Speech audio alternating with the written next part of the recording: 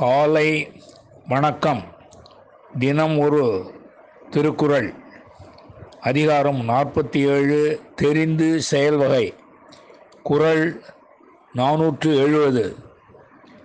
எள்ளாத எண்ணி செயல் வேண்டும், தம்மொடு கொள்ளாது உலகு.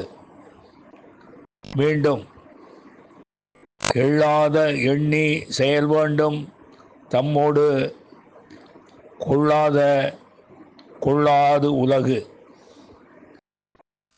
இதன் விளக்கம்: தன் தகுதிக்கு பொருந்தாத வழிமுறைகளை செய்தால் மக்கள் அதனை இகழ்வர். அதனால் மக்கள் இகழாத வழிமுறைகளை ஆராய்ந்து எண்ணி செயல்பட வேண்டும் என்பதை அறிந்து கொள்க. மீண்டும், தன் தகுதிக்கு பொருந்தாத வழிமுறைகளை செய்தால் மக்கள் அதனை இகழ்வர். அதனால் மக்கள் இகழாத வழிமுறைகளை ஆராய்ந்து எண்ணி செயல்பட வேண்டும் என்பதை அறிந்து கொள்க.